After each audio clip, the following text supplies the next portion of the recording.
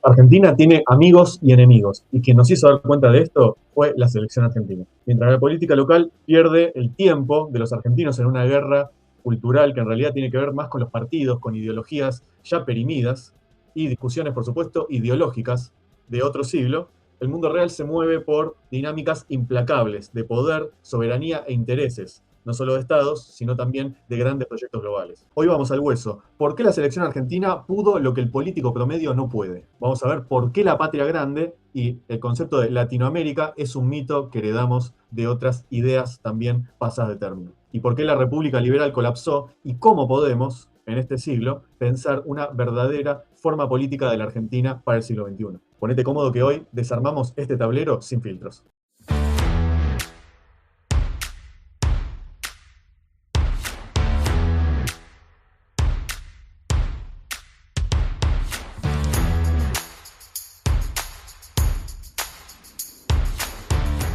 Bueno, bienvenidos a otro episodio de Somos Occidente. En nuestro video anterior vimos cómo la selección argentina y el reclamo de Malvinas rompieron el algoritmo. Se potenció, en su momento dije, más de un 2.300%. Hoy en día ya tenemos que la cifra subió a más de 2.900% al día de hoy de búsquedas en Internet sobre lo que significa la causa Malvinas, llegando a todos los rincones del planeta. Pero hay una dimensión analítica todavía más profunda que explica por qué este tipo de sucesos, por qué nuestro equipo unió a 47 millones de argentinos sin una sola bandera partidaria. Para entender esto hay que ir a las bases de la filosofía política moderna y sobre todo quienes supieron verlo desde una perspectiva realista. Por ejemplo, lo que vio Carl Schmitt en su obra El concepto de lo político. Schmitt planteaba una tesis totalmente disruptiva. Cuando uno la analiza se da cuenta de que tiene mucha más verdad y asidero que las tesis que venían antes, desde ese intelectualismo abstracto. Schmitt fue a los bifes. Así como la moral, dice Schmitt, se define por la distinción entre el bien y el mal, la economía se define entre lo que es útil o lo que es inútil, y por ejemplo la estética define lo bello y lo feo, lo político tiene su propia distinción fundamental y autónoma, que es irreductible, la distinción entre amigos y enemigos. Las implicaciones filosóficas de este concepto son muy profundas, porque en general cuando uno piensa en una distinción de amigos se piensa en grieta, y en realidad Schmitt iba para un lado totalmente distinto. Él advertía que un grupo de personas puede tener la misma religión, comerciar juntas o compartir un idioma, pero solo se convierte eso en un sujeto político real cuando tiene la capacidad de determinar por sí mismo quién representa una amenaza para su propia identidad, para su propia forma de vida, y está dispuesto a hacerle frente. Es decir, si un pueblo pierde la capacidad o la voluntad de definir quién es su enemigo, deja de existir políticamente y pasa a ser gobernado de facto por otros. Esta intuición filosófica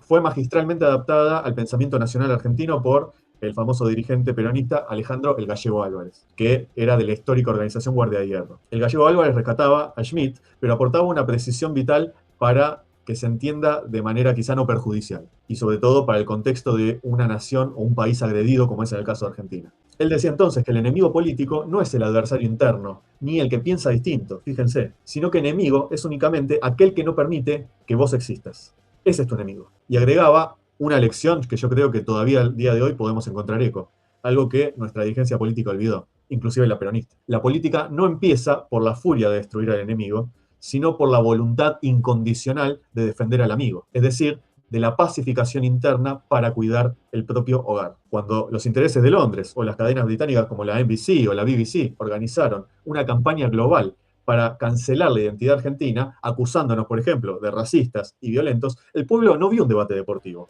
percibió una agresión existencial. Y como bien analizó el politólogo Juan Rattenbach, ante esta amenaza existencial la sociedad ignoró las grietas de comités, ignoró el Boca River, el kirchnerismo, mileísmo o macrismo, y por supuesto se abroqueló tras la selección y ejerció la forma más alta de filosofía política, la defensa unida de nuestra propia existencia frente a nuestros enemigos. Para encauzar la enorme energía de una comunidad, en primer lugar, superar la parálisis conceptual. No se puede construir una Argentina en el siglo XXI a fuerza de fetiches ideológicos o una nostalgia congelada. El problema de gran parte del arco político es que confunde la lealtad histórica con la repetición de eslóganes. Es decir, la lealtad histórica o la afiliación a algún tipo de liderazgo u otro con repetir lo mismo. Pretenden aplicar recetas económicas y geopolíticas, por ejemplo, de los años 40, a veces se quiere llevar a la Argentina antes de los 30, o se pretende siempre volver al pasado cuando estamos en plena época de algoritmos, de inteligencia artificial, de robótica y de ciberdefensa. Muchos incluso, como dije, desde el peronismo se olvidan el núcleo del pensamiento de Perón. Jamás fue un dogmático. Al contrario, fue el mayor pragmático e innovador de lo que es el pensamiento geopolítico argentino. Y eso no lo rescatan. En los años 40 y 50 no miraba hacia atrás. Mientras Europa se reconstruía después de la Segunda Guerra Mundial, Argentina creó la Comisión Nacional de Energía Atómica, por ejemplo. Desarrolló el Pulqui 2, convirtiéndose en el quinto país del mundo en fabricar aviones de caza a reacción. Impulsó la industria siderúrgica con Somisa, creó la Marina Mercante y fundó el Instituto Antártico Argentino. Bajo el paraguas de defender la patria no se puede pretender estatizar o regular o privatizar, como fue en otra época, con esquemas burocráticos o ya pasados de moda. Recuperar la soberanía hoy no es aplicar o cantar marchitas viejas, sino adoptar el método de innovación estratégica. En el siglo XXI la soberanía real no se mide en discursos, se mide en capacidad de ciberdefensa, desarrollo de drones, generación nueva de cadena de valores ampliada, disuasión asimétrica, procesamiento de datos, autonomía, por ejemplo, en el ciclo del litio, muy importante, y control industrial de nuestras vías navegables, por ejemplo, en el Atlántico Sur. Pero bueno, para entender por qué nuestra dirigencia política es incapaz de defender el interés nacional, hay que ver un problema de fondo. La modernidad occidental nos acostumbró a discutir la política como si fuera un catálogo de ideologías, izquierda, derecha, liberales, progresistas. Pero en esta discusión infantil nos olvidamos de lo único que importa en el mundo de la política real, que es la forma política, que es lo que se discutía hasta el advenimiento de la modernidad. ¿Y qué es la forma política? Bueno, es la estructura y la función de la reorganización del Estado, al margen de la ideología que vos le quieras poner. Ya en el siglo XVII, Thomas Hobbes nos dejó una lección magistral e imperecedera del realismo. La función soberana de un Estado es absoluta e indelegable. Poner el título que vos quieras, rey, presidente, lo que vos quieras, primer ministro, presidente del gobierno. Si el Estado delega la decisión, el soberano pasa a ser otro. Cuando un país delega su política económica a otro organismo, o su defensa, por ejemplo, a la OTAN, o sus leyes a ciertas ONGs multinacionales, el Estado deja de ser soberano. Aquí es donde Carl Schmitt, por ejemplo, sobre todo en materia política, al criticar a los pluralistas. Schmitt demostró que cuando la democracia liberal fragmenta la decisión política, fragmenta la capacidad del Estado de tomar decisiones a largo plazo y que sean soberanas, con el pretexto de proteger al individuo, supuestamente, o de la división de poderes, no está eliminando el poder, lo está haciendo invisible e irresponsable. Porque seamos claros y conceptuales, el Estado es uno solo. Si hubiera tres poderes, serían tres estados, y tendríamos una guerra civil en ciernes. La famosa división de poderes liberal, que muchas veces se cataloga como republicana, aunque los republicanos no querían dividir el poder, hay una confusión muy grande dentro de lo que se dice sobre las cuestiones conceptuales más importantes, bueno, hace que este sistema genere autoridades que no se hacen cargo de nada, y el poder real lo ejerzan actores que nadie eligió, y están atrás dirigiendo el libreto, y sobre todo financiando las campañas. Como bien señala el analista y ex contrainteligencia ruso Daniel Stulin, este mecanismo binario de dividir todo en dos, en grietas permanentes, el famoso River Boca que existe de forma ideológica, forma parte de una estrategia de ingeniería psicosocial para mantener a la población peleando por lo accesorio, mientras el poder real avanza sobre lo que es estratégico. Miremos entonces el tablero mundial. Más allá de sus ideologías, potencias como China o Rusia entienden la forma política, tienen capacidades de decisión y ejecutan proyectos a largo plazo, porque no fragmentan la función soberana. Ahora bien, por supuesto que eso no quiere decir que sean modelos de nada, todo lo contrario. Quiere decir que nos encontramos en un cuello de botella a nivel de nuestras instituciones. Es decir, nuestras instituciones no presentan las respuestas para los desafíos que el mundo nos da, que es básicamente modelos autoritarios. Si en Argentina no queremos repetir ese tipo de modelos totalitarios o autocráticos, ¿cuál es la salida? Bueno, diría que en primer lugar la salida es replantearnos la matriz de la República Liberal que hoy está colapsada. Ese modelo logístico de Estado centralizado y sobre todo de acaparar todo el presupuesto en un solo organismo es un problema. No importa cuántas veces dividas el poder supuestamente para controlar eso. La verdadera rendición de cuentas, la verdadera accountability, como se le dice, no viene de paralizar el Estado con burocracia, sino de descentralizar gestiones que son más rutinarias y más de día a día en provincias y municipios, articulando justamente la soberanía con un mandato directo de lo que necesita el pueblo expresado en cada región. Si tenés un modelo donde el Estado Nacional conserve la decisión estratégica e integre de forma definitiva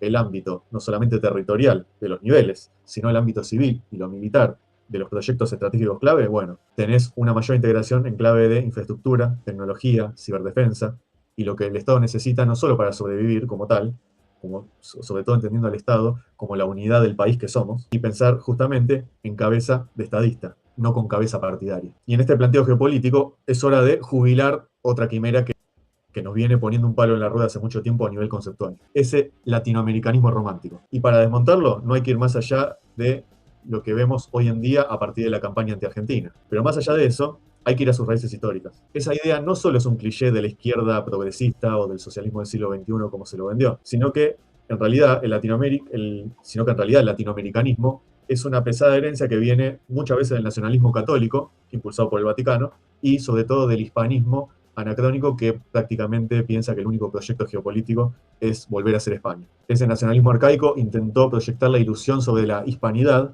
con la idea de que compartimos una misma fe, una misma lengua y un pasado colonial próspero, como si fuera una categoría de poder real. Y eso ya no aplica. Hace mucho que no aplica. Se quedaron congelados, muchos en el siglo XVI, otros en la primera mitad del siglo XX, creyendo que la hermandad cultural alcanzaba para constituir un bloque político. Pero hay que ver que la geopolítica dura no conoce nada de nostalgia, ni nostalgia por el virreinato, ni sermones sobre la hermandad. La realidad empírica demostró que los estados vecinos consolidaron en la historia sus propias razones de Estado, muchas veces contrapuestas a la nuestra. Mientras Argentina, para darles un ejemplo, sostiene el reclamo de Malvinas y denuncia la militarización del Atlántico Sur por parte de Inglaterra, la realidad que vivimos hoy no es de hermandad, es mucho más incómoda. Puertos y aeropuertos desde Uruguay, Chile y Brasil han servido históricamente como puntos de reabastecimiento logístico y de escalas técnicas para vuelos de la Royal Air Force británica hacia la base usurpada de Monte Agradable. Gobernantes de la región, sin importar su color político, han priorizado acuerdos comerciales y militares con Londres,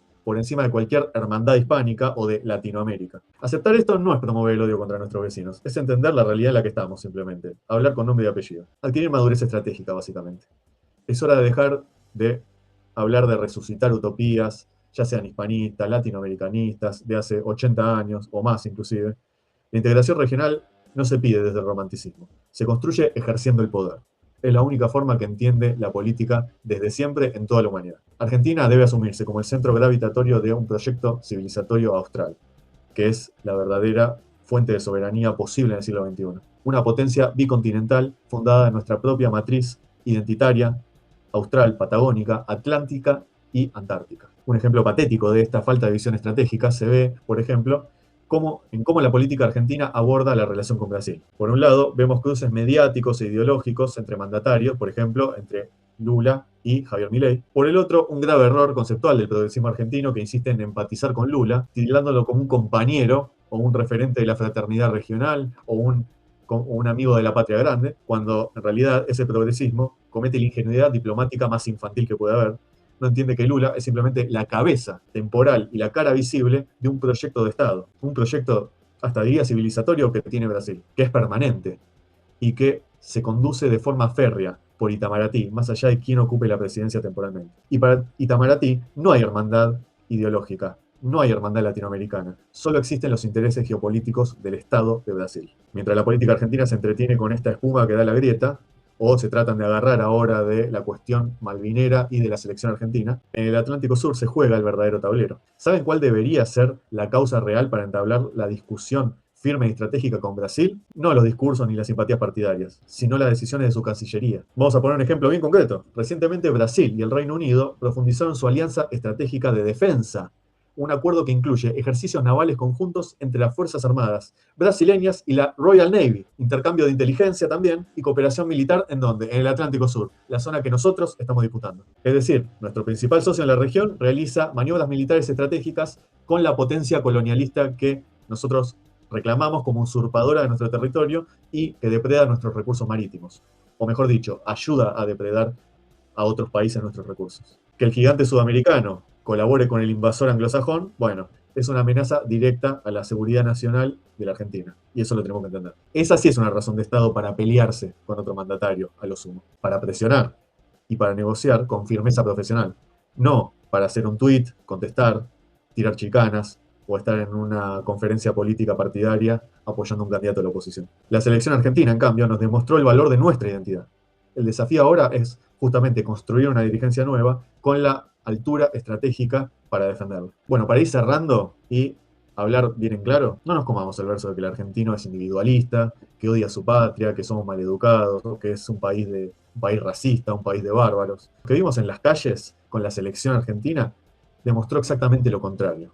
Hay un pueblo entero con hambre de pertenecer a algo más grande, con ganas de ganar, de competir y de defender lo propio cuando siente que enfrente hay una amenaza real. El problema nunca fue la gente, nunca fue el pueblo argentino. El problema es que tenemos una dirigencia política de todos los colores, de todos los partidos, que para decirlo en términos futbolísticos, a lo sumo juega en la B metropolitana. Una clase política que discute pelotudeces en la tele o entre tweets en las redes, que se queda atrás o que arruga ante cualquier presión de afuera y que no tiene la menor idea de cómo se maneja el poder en el mundo real. Si queremos salir del pozo, el camino no es la nostalgia de repetir recetas de hace 80 años, 100 años, ni tampoco andar mendigando fraternidad regional ni de países vecinos, y mucho menos subordinándonos, sobre todo ideológicamente, a lo que dice una potencia extranjera. El camino es mucho más simple y a la vez mucho más exigente. Ponernos a la altura de nuestro pueblo. Construir un Estado inteligente, ese es el debate que tenemos que afrontar. Un Estado pragmático y con dientes, que desarrolle potenciales de ciberdefensa, de tecnología, de control territorial y de desarrollo industrial.